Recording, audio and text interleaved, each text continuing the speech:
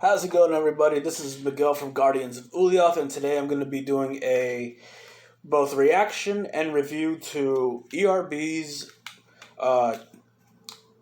Theodore Roosevelt versus Winston Churchill. Now, before I get started on this, please make sure you follow me on social media from Twitter, Instagram, Facebook, and of course, importantly, here on YouTube. Now, that being said, before every action, there is a reaction. And before there's a reaction, there's actually a cause.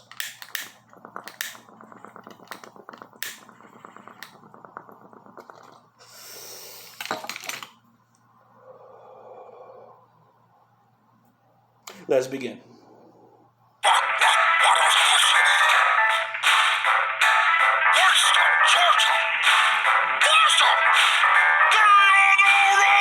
That's scary, actually. A challenge! I love competition! Now where would I mount the stuffed head of a Winston? I'm into fitness, digging ditches through a listless rough, riding down a Cuba line. What's up, bitches? I keep my rhymes pure. Hold on, Would I mount the stuffed head of a Winston?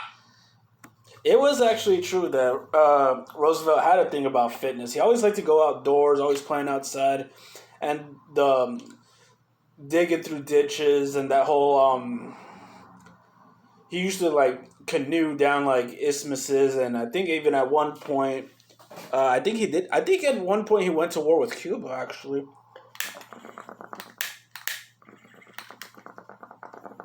Let me know in the comments. I think it's something to do with him going to war with Cuba.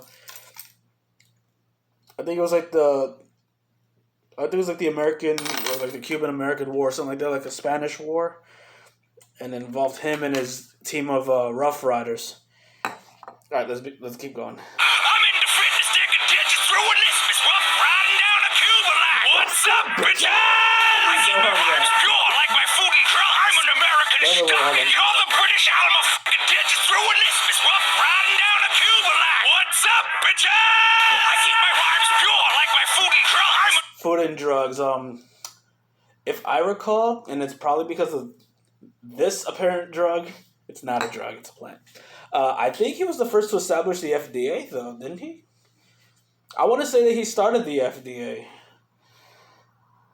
Oh my god, I paused at the worst time possible. Let's continue. American stock, and you're the British Alma. I mean, for Christ's sake, look at that mug. At least grow a spruce mustache and cover part of it up. And let's face it, you're not all that great. You tossed away lives in Gallipoli like they were scraps off your plate. Your whole miserable country is the size of one state. See my way to running that without donning my pawns. Go toe-to-toe with me, you bloated drunk old man. Why don't you dosey go on over to a 12-step club? Yeah, I'm sure a lot of kids today would never pick up a history book, but something about Churchill is one thing's true. He was a drinker.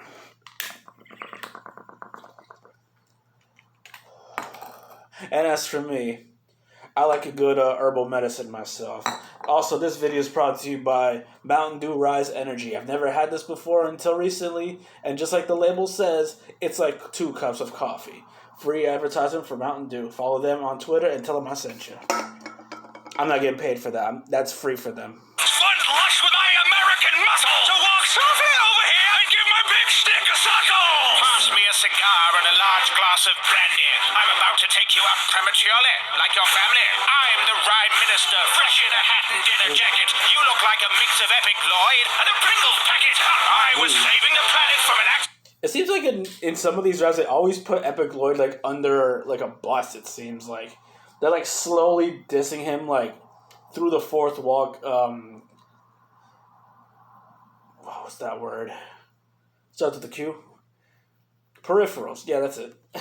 It's like this, like sending him like a message saying like, yeah, Epic Lloyd's like this. Epic Lloyd's like, it's like subtle, like wording, like trying to insult somebody you work with without saying it to their, well, I guess to their face, but in this case, it's like, I wrote this for a reason. Darkness while you were back home opening national parks. That is true. He did spend a lot of time fighting the Nazis, more so than America should have, and yet you guys have their legacy. Born asthmatic, you're going to choke hard while I wake up every day and chain smoke cigars. Yes, he did.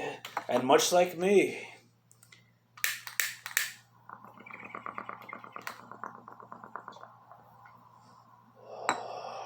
I'm not chain smoking cigars, but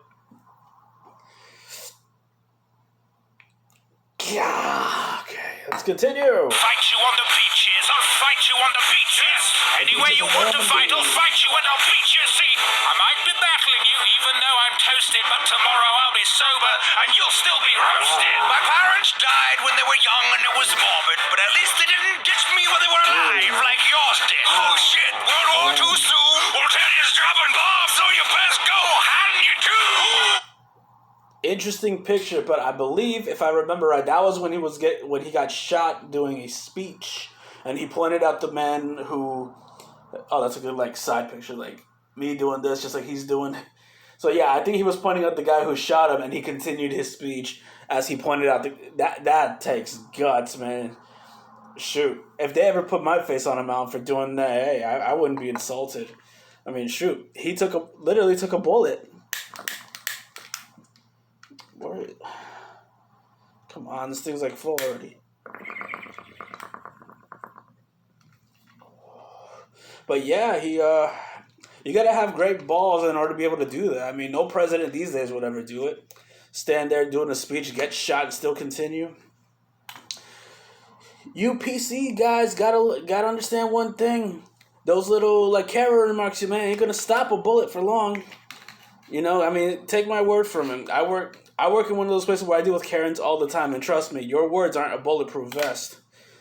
Step into the wrong store, and you'll see what I mean. You should be ashamed of your military honor. Everyone knows you're back at home, thank God for Pearl Harbor. Don't worry, the U.S. will give you a pass. Just change your poster to keep calm and kiss my cousin's ass. I don't think it's very fair for a British bulldog to melee with a teddy bear. Yep, nicknames from both. Winston Churchill was, in fact, the British Bulldog, and they named teddy bears after Teddy Roosevelt. I think it was because I believe it was this thing that he did for national parks, to protect the bears, and because of his contributions to protecting, I believe it was the grizzly bear, that they named teddy bears after him.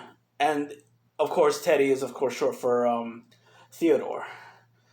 But I guess some people don't really like to be called Teddy unless you're all right with that. You're no man, you're an overgrown Boy Scout. I should stuff you in a pram just so you can throw your toys out. They put your... Hold on a second. I'm going to rewind a little bit because it seems like the flow on that one was a little...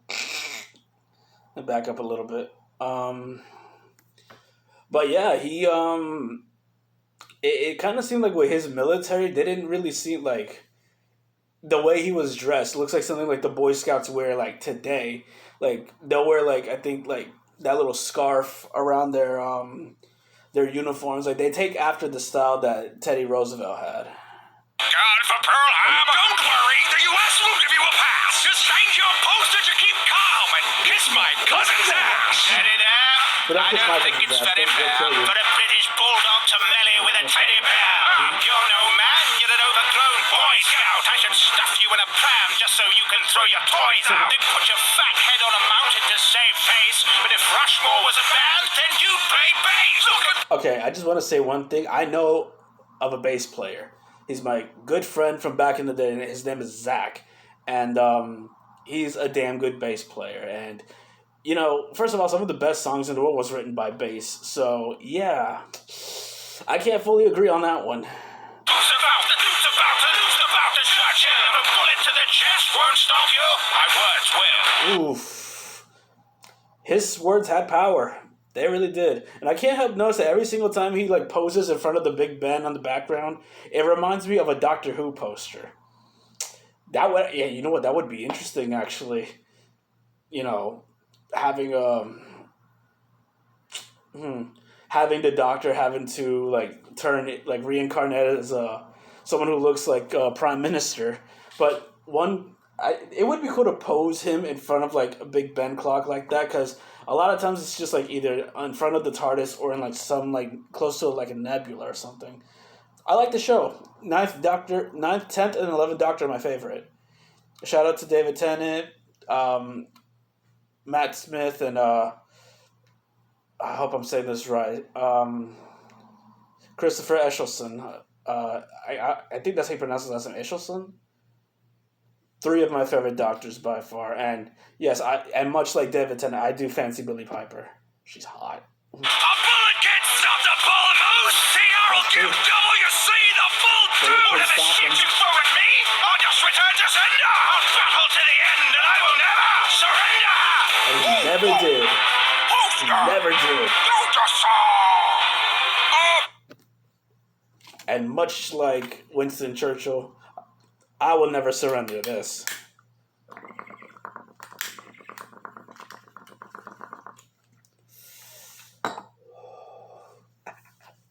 Oh man, but that was actually pretty good. But if I had to